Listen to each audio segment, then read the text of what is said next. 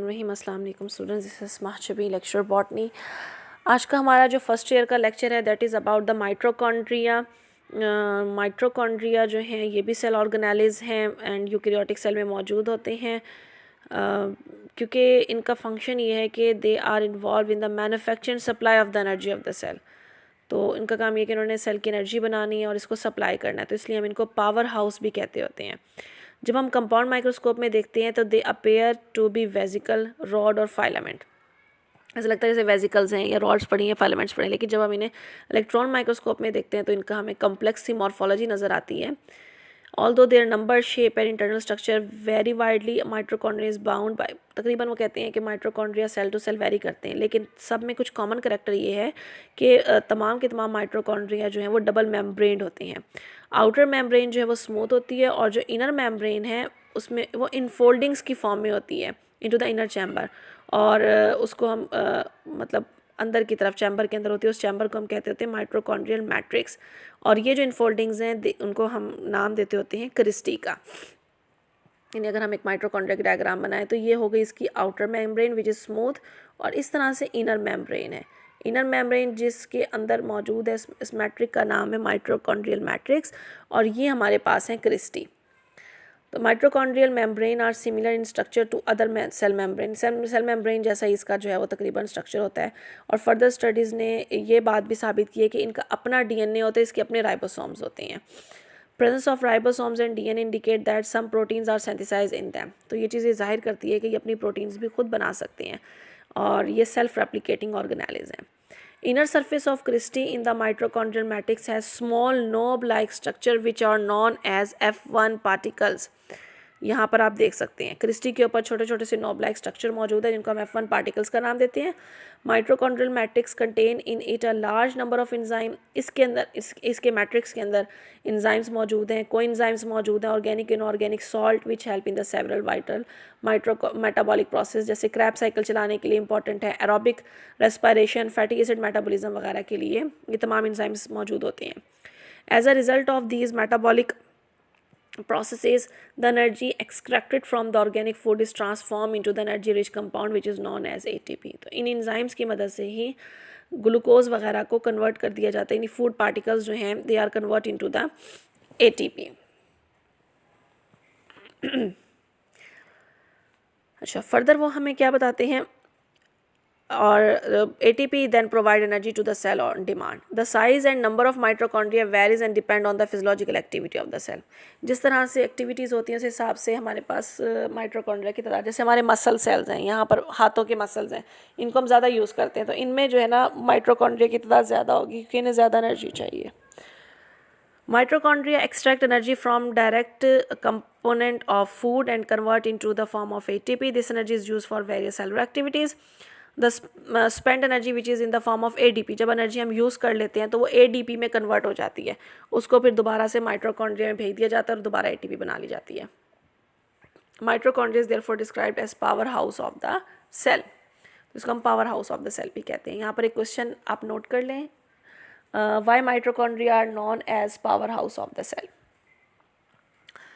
उसके बाद हमारे पास आता है टॉपिक प्लास्टिड। प्लास्टिड्स क्या हैं? They are present in the plants, animals के अंदर नहीं होते हैं, और इन ये कुछ पिगमेंट कंटेनिंग ऑर्गेनेलिज हैं और इनके सर्टन फंक्शंस हैं। प्लांट के अंदर आपको 3 तरह के प्लास्टिड्स मिलते हैं, chloroplast, chromoplast and leucoplast. Chloroplast अगर आप देखें तो in photosynthetic plant cell there are membrane bound structure contain a green pigment called the chloroplast. जो ग्रीन पिगमेंट है वो क्लोरोप्लास्ट में है, जैसे पत्तों वगैरह का। The green pigment is an organic compound chlorophyll, और वो जो पिगमेंट है दैट इज क्लोरोफिल, यानी ऑर्गेनेली हो गया क्लोरोप्लास्ट, उसमें जो कलर देने का काम कर रहा है वो क्लोरोफिल कर रहा है, which help the cell to absorb light energy and utilise it function manufacture food. सिर्फ कलर नहीं आ रहा ग्रीन, इसके मोस्ट इंपॉर्टेंट फंक्शन क्या है, ये फोटोसेंसिस करवा सकता है, यानी लाइट को एब्जॉर्ब करके फूड बना सकता है। Chlorophyll molecule resemble the haem group of the haemoglobin, a protein use in the transport of oxygen. Chlorophyll haemoglobin से मिलता जुलता है। हीमोग्लोबिन का बताया हुआ है कि हीमोग्लोबिन एक ऐसी प्रोटीन है जो ऑक्सीजन को ट्रांसपोर्ट करती है हमारी बॉडी के अंदर। डिफरेंस क्या है? डिफरेंस ये, क्लोरोफिल के अंदर मैग्नीशियम होती है और हीम के अंदर आयरन मौजूद होता है। Chloroplasts vary in their shape and size with a diameter of about 4 to 6 micrometer. Under light microscope they appear to be heterogeneous structure with small granules known as grana. तो जब हम chloroplast का structure देखते हैं अंदर से तो उसमें छोटे छोटे से ग्रैन्यूल्स मौजूद हैं which are known as the grana and grana are embedded in the matrix.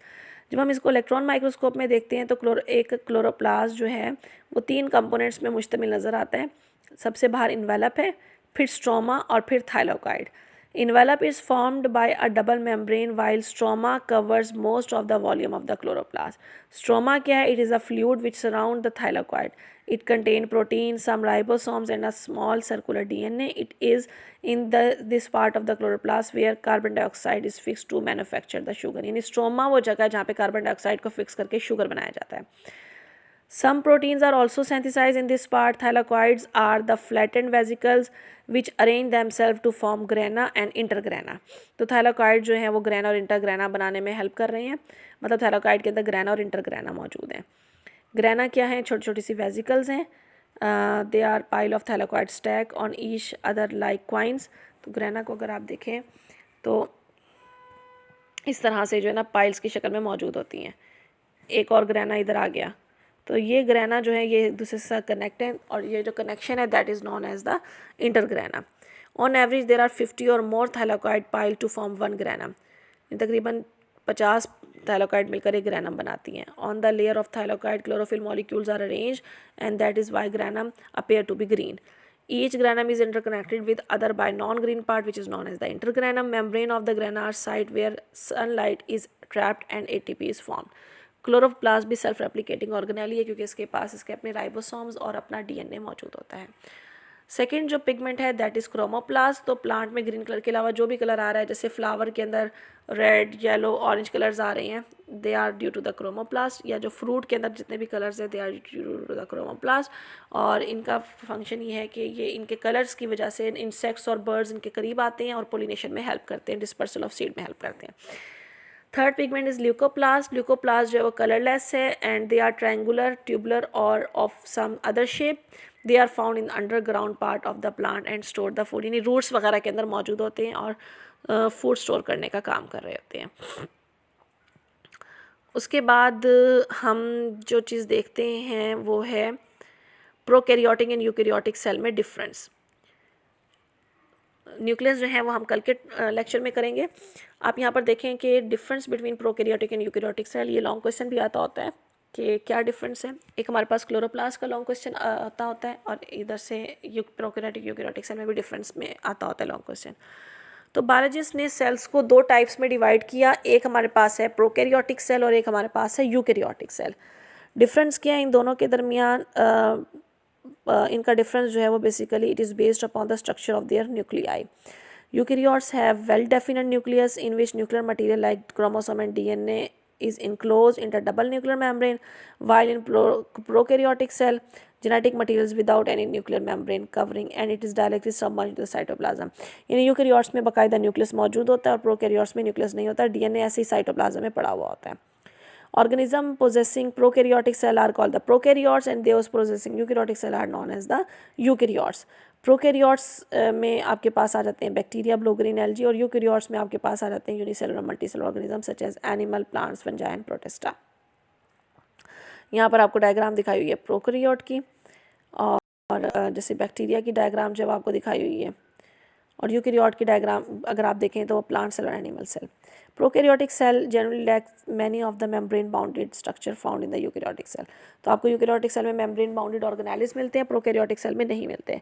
जैसे फॉर एग्जांपल उन्होंने कहा mitochondria, endoplasmic reticulum, chloroplast, Golgi apparatus, ये सारे के सारे प्रोकैरियोटिक सेल में एब्सेंट होते हैं।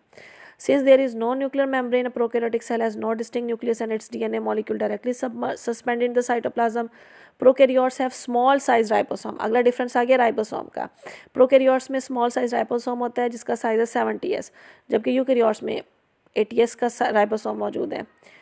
प्रोकैरियोट्स में जो माइटोसिस है ये नहीं होती है, सेल जो सिंपल बाइनरी फिशन के थ्रू डिवाइड हो रहा होता है, जबकि हमारे पास क्योंकि इनका स्ट्रक्चर जो है वो सिंपल है, और जबकि हमारे पास जो यूकैरियोट्स हैं उनमें बाकायदा माइटोसिस वगैरह हो रही होती है।